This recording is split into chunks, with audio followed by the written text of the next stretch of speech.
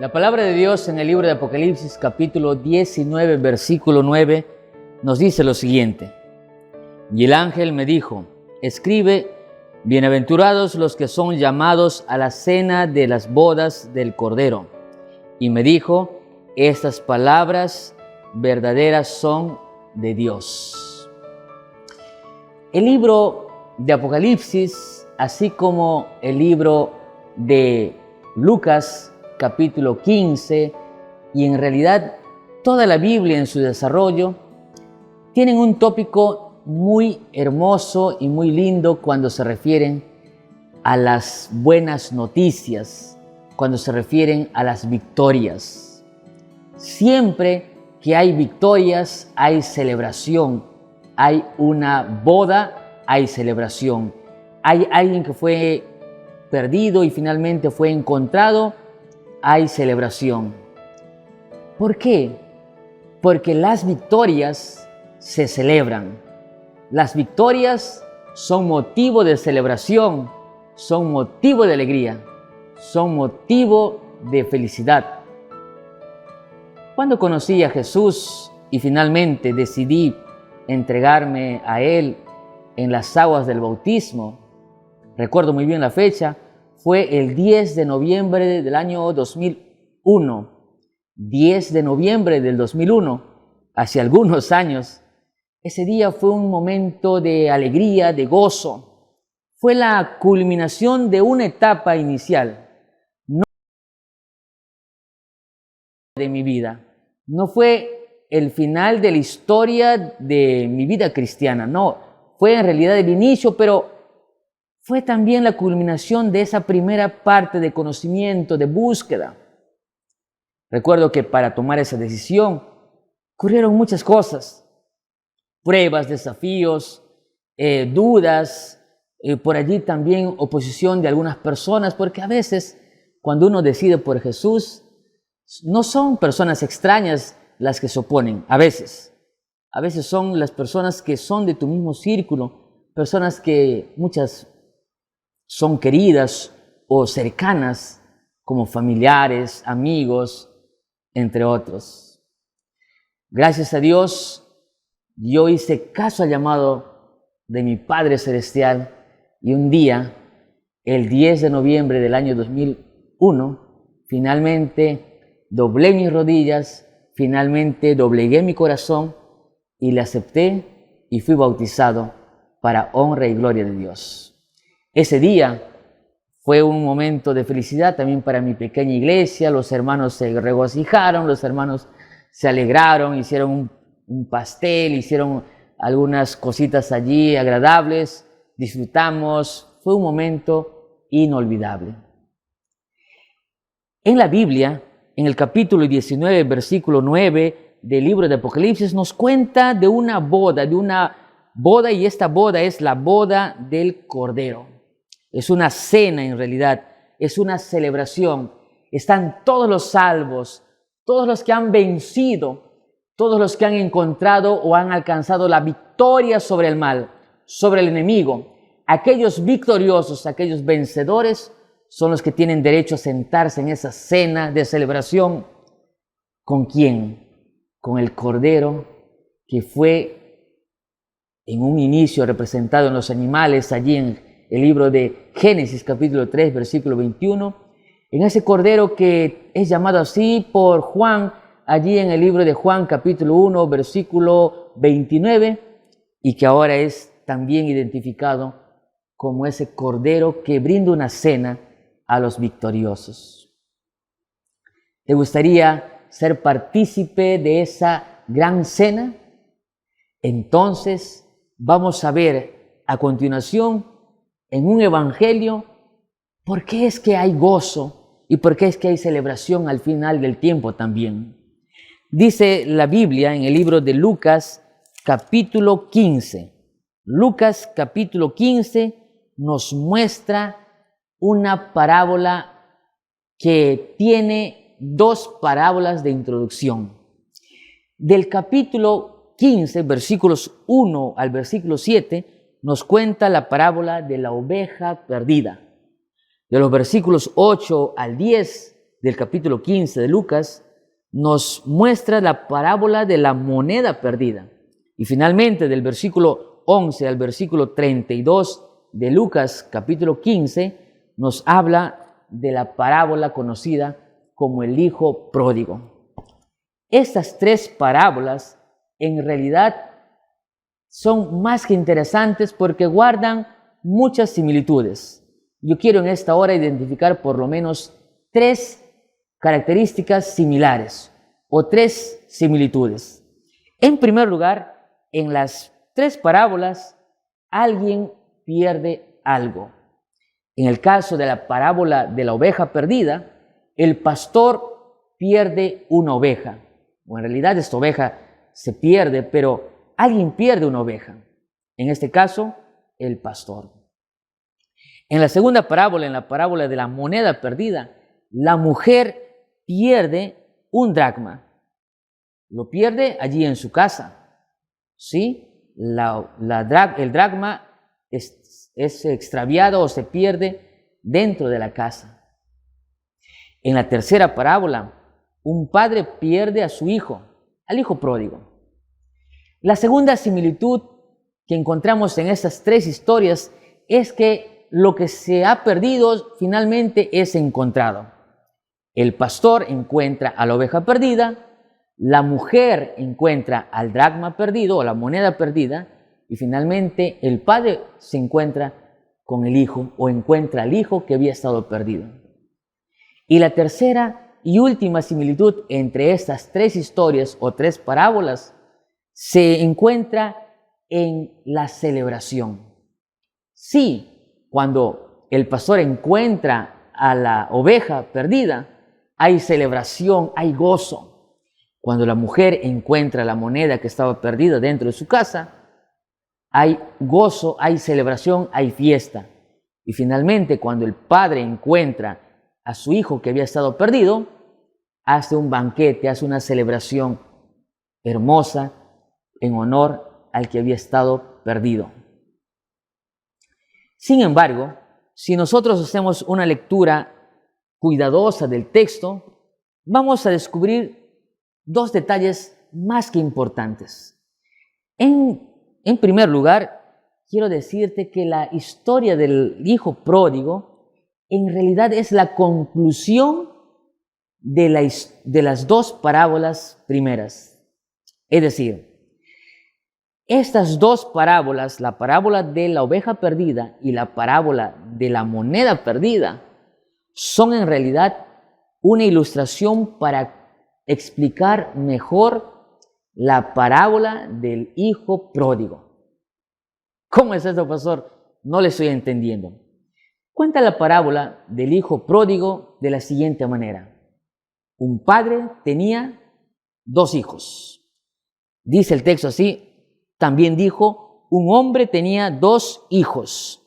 Y el hijo menor, versículo 12, de ellos dijo a su padre: Padre, dame la parte de los bienes que me corresponde, y le repartió los bienes. El texto continúa diciendo: no muchos días después, juntándolo todo, el hijo menor se fue a una provincia apartada y de allí desperdició sus bienes viviendo perdidamente. Versículo 14, y cuando lo hubo perdido, cuando lo hubo malgastado, vino una gran hambre en aquella provincia y comenzó a faltarle. Y fue y se arrimó a uno de los ciudadanos de aquella tierra, el cual le envió a su hacienda para que apacentase cerdos. Versículo 16, y deseaba llenar su vientre de las algarrobas que comían los cerdos, pero nadie le daba. Y volviendo en sí, dijo: ¿cuántos jornaleros en la casa de mi padre tienen abundancia de pan, y yo aquí padezco de hambre? Interesante que esta historia nos cuenta por lo menos algunas lecciones. En primer lugar, el padre tiene dos hijos. Los que somos padres sabemos que ningún hijo es igual a otro, ¿verdad? Todos los hijos tienen diferentes cualidades, son tan diferentes. A pesar de haberse educado en la misma casa, a pesar de haber amamantado de la misma mamá y a pesar de haber recibido muy probablemente la misma educación, son diferentes. En esa historia, el hijo menor hace un pedido extraño para esos tiempos y también para nuestros tiempos. El pedido era que le dé la parte que le corresponda como heredad, es decir, le pide su herencia. De manera interesante, en aquellas culturas, en esos tiempos, esta era una afrenta directa porque solamente era posible repartir una herencia cuando el padre había fallecido y el padre estaba vivo y de pronto escucha ese pedido. Muchos comentaristas concuerdan en que este pedido era un deseo de muerte del hijo. Es como si el hijo le dijera: papá, es hora que ya descanses, ¿cuándo te vas a morir? Necesito la parte que me corresponde. Y de manera interesante, este padre tiene una actitud pero muy amorosa y hasta complaciente, porque lejos de recriminarlo, lejos de reprocharlo, por lo menos hasta donde el texto nos presenta, este padre accede sin ninguna dificultad. Interesante que el padre le da la heredad.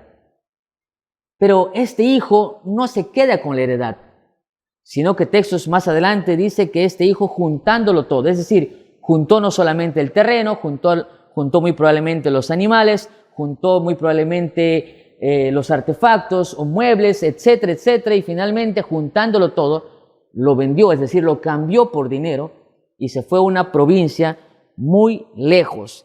El texto dice: se fue lejos a una provincia apartada. En el idioma original, esta declaración sería más o menos de la siguiente manera: se fue lejos, muy lejos. En otras palabras, se fue a un lugar lejano a donde el padre no podría encontrarlo.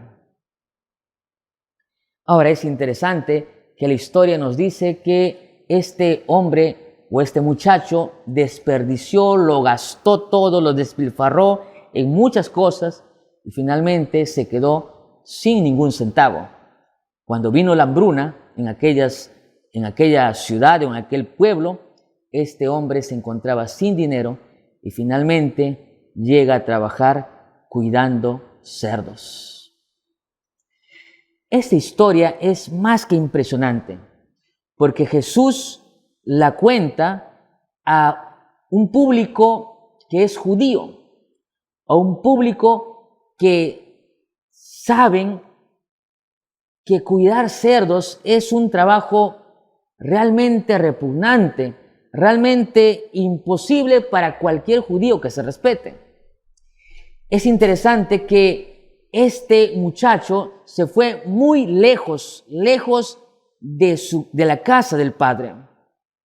Y allí, lejos de la casa del padre, se pone a cuidar cerdos. Cuando los judíos escucharon, muy probablemente dijeron: no puede ser. Este muchacho se fue a cuidar cerdos. Era un trabajo muy repugnante, era un trabajo triste, lamentable, trágico. No podría entenderse a un buen judío cuidando cerdos. Pero no solamente cuidando cerdos, sino que dice el texto que a causa de la hambruna este muchacho deseó o comió la comida de los cerdos. O sea, no bastó simplemente con que este muchacho cuide cerdos, sino que quiso o estaba a punto de comer la comida de los cerdos. Y aquí viene algo impresionante, queridos amigos. Tú puedes tener la plena seguridad de que a pesar de lo que nosotros somos, a pesar de lo que nosotros hacemos, a pesar de nuestras intenciones, a pesar de nuestra forma triste y funesta de vivir y de decidir, tenemos un Dios amoroso, un Padre que nos ama, que nos mira con pena y nos mira con misericordia. Él sabe que vamos a arruinar nuestras vidas. Él sabe que podríamos tranquilamente autodestruirnos. Muchas veces he pensado en que Dios debería obligarnos a hacer las cosas, amigos. Porque nosotros con la libertad que tenemos, porque nosotros con la libertad que es un don maravilloso de Dios, A veces la usamos para destruirnos, para lastimarnos o para herir a otras personas. Este hijo, a pesar de haber faltado el respeto a su padre, como muchas personas en la actualidad, muchas personas blasfeman el nombre de Dios, se burlan de las cosas de Dios, pero Dios no los fulmina, no los castiga como mucha gente cree, sino que Dios le extiende oportunidad, porque cada día que tú vives, escúchame, cada día que tú vives es una oportunidad para hacer mejor las cosas, es una oportunidad para empezar de nuevo, para vivir una vida con Jesús.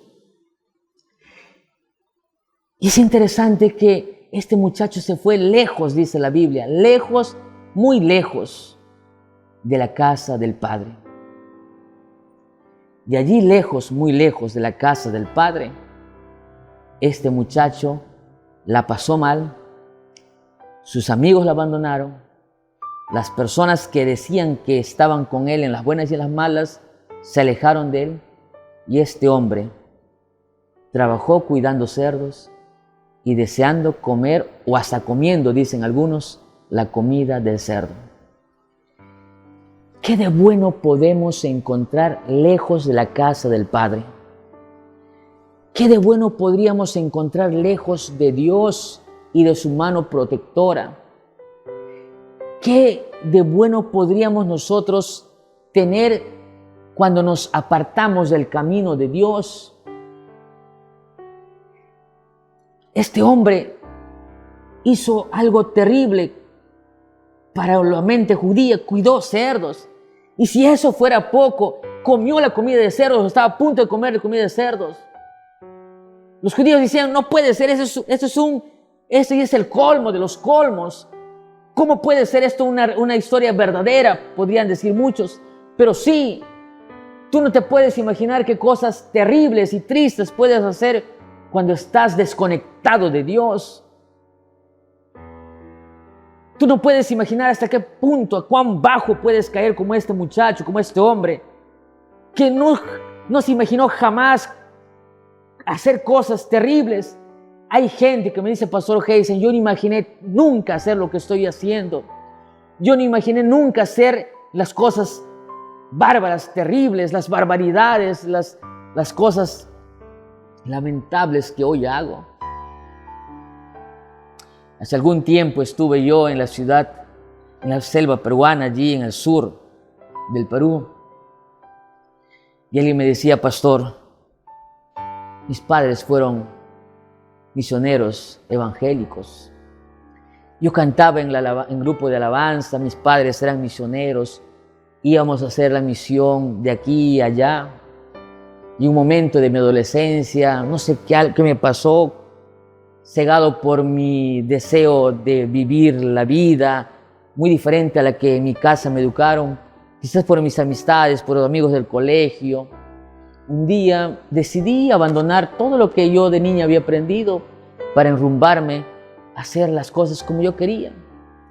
Pastor, hoy estoy viviendo una vida que jamás en mi vida imaginé. Hoy me encuentro vendiendo mi cuerpo por unos cuantos soles. Pastor, nunca imaginé.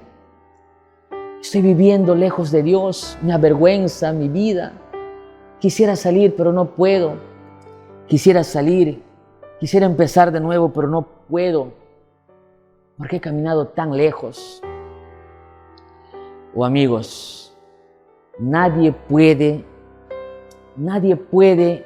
vivir feliz comiendo comida de cerdo o viviendo entre cerdos.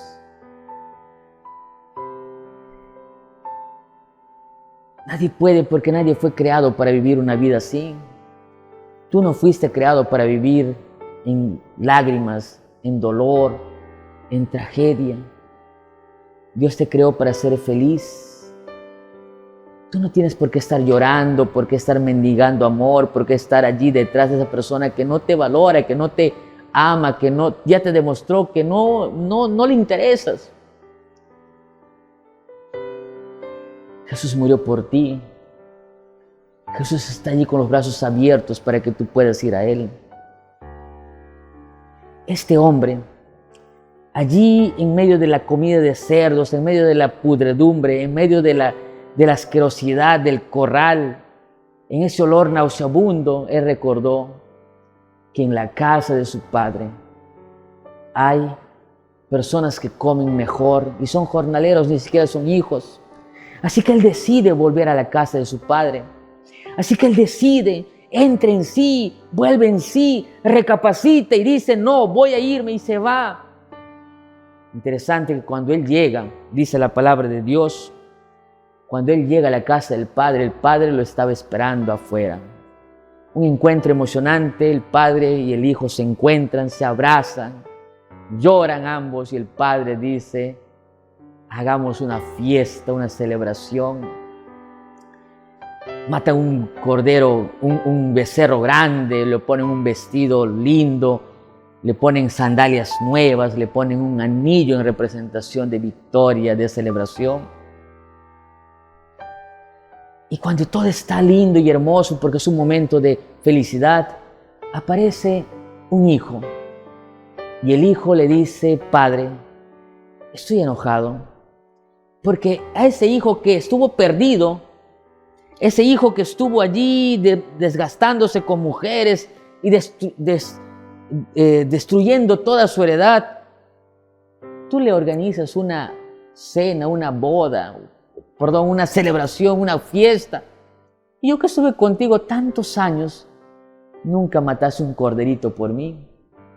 ¿Por qué? Este padre le dice, hijo, todo lo que está aquí es tuyo.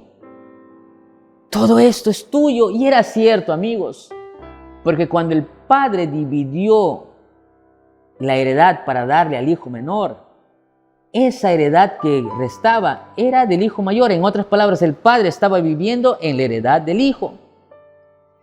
Pero interesante que este hijo revela algo que muy pocas veces lo hemos notado si leemos la Biblia de manera superficial.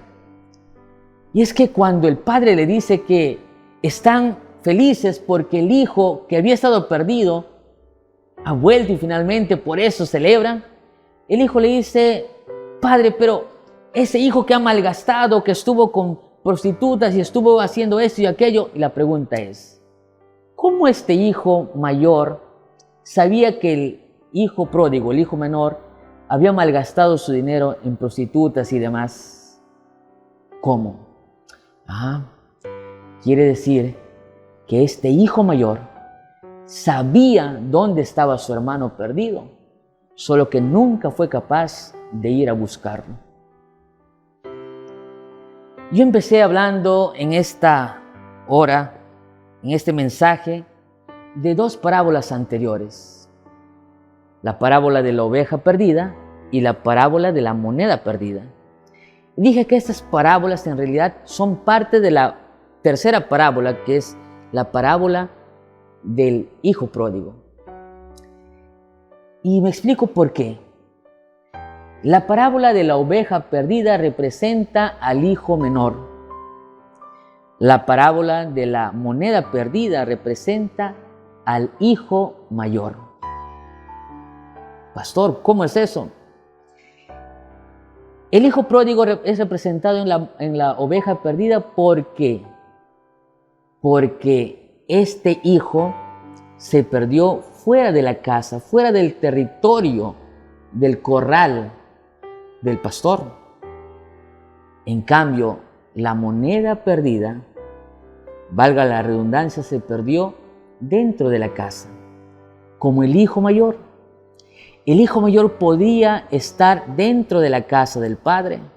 El hijo mayor nunca se había apartado lejos de la casa del padre, pero estaba revelando por su falta de amor, estaba revelando por su infelicidad y su insatisfacción en la casa del padre, estaba revelando que estaba perdido, al igual que la moneda, dentro de la casa. Y yo no sé, querido amigo, pero muchas veces hay también en la vida dos tipos de personas que están perdidas. Unas que tienen el valor de apartarse de Dios. Tienen el valor finalmente porque hay que ser valientes de un día decir no puedo más, ya no sé qué hacer, y finalmente poco a poco deciden apartarse de Dios.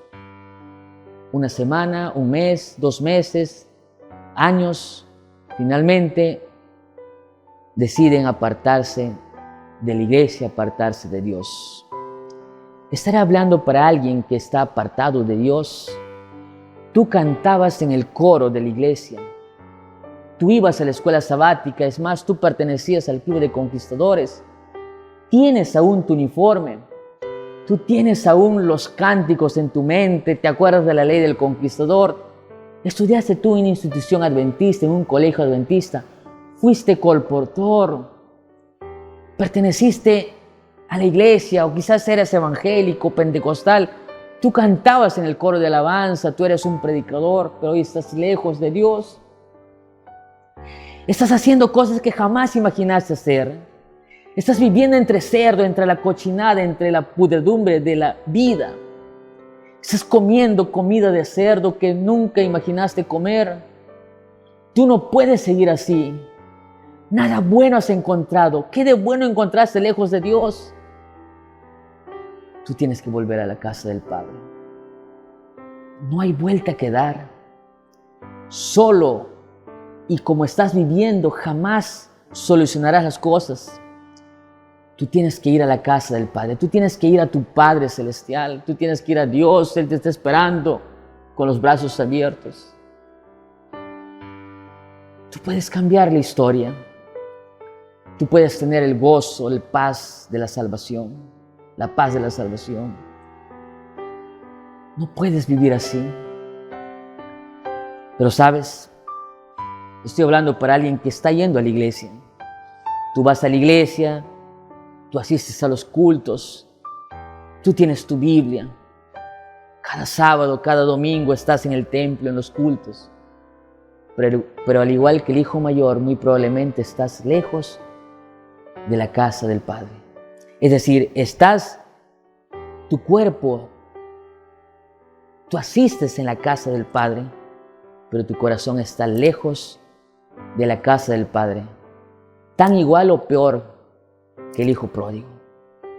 Porque no encuentras gozo, paras criticando, paras aburrido, te duermes cuando escuchas los mensajes, no sabes qué hacer, no encuentras gozo. Ese amor que sentías antes se te ha ido perdiendo. Tú puedes empezar una nueva historia con Jesús. Amén. Que Dios te bendiga. Sí, tú puedes estar perdido dentro de la casa como el hijo mayor de la historia. Pero el Señor Jesús te está diciendo también a ti, mira, hay oportunidad. Yo también morí por ti. Vuelve a tu primer amor. Vuelve a hacer las cosas que antes hacías. Vuelve a tu primer amor. Ya es las primeras cosas, dice Apocalipsis capítulo 2, versículo 4. No importa dónde estés tú. No importa lo que hayas hecho. Si tú vas hoy y le pides perdón a Dios, si tú vas hoy y le pides una nueva oportunidad, Dios te salvará. Es interesante un texto extraordinario de Lucas capítulo 15, versículo 7, dice: os digo que así habrá más gozo en el cielo por un pecador que se arrepiente que por 99 justos que no necesitan de arrepentimiento. Apocalipsis nos enseña que al final de los tiempos, al final de ese gran conflicto, habrá una cena grande. Y sí, un gozo enorme cuando un pecador se arrepiente. Un gozo enorme porque hoy tú le vas a decir al Señor Jesús: te entrego mi vida, te entrego mi corazón. Ya no quiero marchar solo. Ya no quiero ensuciarme más en la pudredumbre de la vida sin Dios. Ya no quiero estar revolcándome en el pecado. Ya no quiero estar revolcándome en la desgracia de mis decisiones, en la desgracia de mis vicios, mis costumbres, mis malos hábitos, mi forma de pensar. Hoy quiero empezar con Jesús. Hoy quiero regresar a la casa del Padre. ¿Esa es tu decisión? Si esta es tu decisión, hoy tú puedes decirle: Señor, te entrego mi vida, hazla tuya y tuya nada más. Si este es tu deseo, si esta es tu decisión, escribe en los comentarios, escríbanos por favor, déjanos tu número de teléfono, nos contactaremos contigo. Y si tú tienes acceso y tienes contacto con un pastor adventista, con un adventista, con un colegio, no importa cómo, déjanos saber. Queremos que tú puedas tomar la decisión por Cristo. Hoy es el día, no dudes más. Puede ser que estás perdido lejos de Dios, o puedes estar perdido dentro de la iglesia. Hay oportunidad para ti, hay gozo para ti, esperándote de parte de Dios. Oremos. Amado Dios, gracias porque eres bueno, gracias porque nos escuchas, y no solamente nos escuchas, sino que nos respondes.